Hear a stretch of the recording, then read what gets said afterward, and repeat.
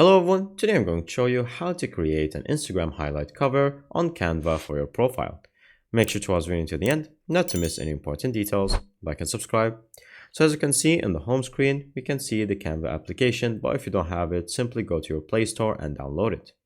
Once you do so, you're going to click on it right here.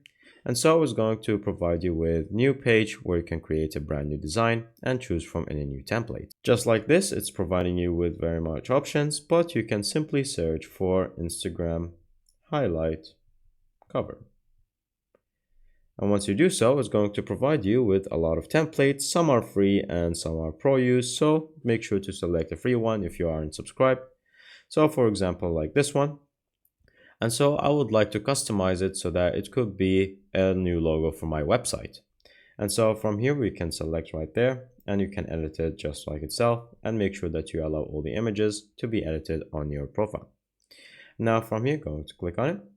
And so in the profile itself, you can see there are multiple dots. So I'm going to remove whatever you want. And so from here, once I customize it, so for example, I would like to add a website icon. So from the elements right here, search for website. And so right here, I can choose whatever I want.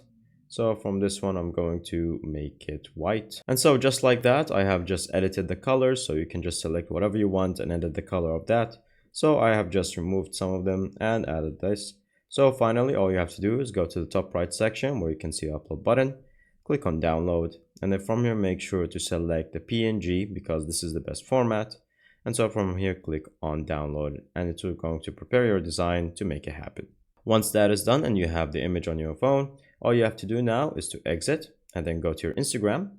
And then from here, as you can see, we have one of our highlights. So I would like to edit this one. And so we're going to click on more and then edit highlight. And so from here, edit the cover and I'm going to search for the cover.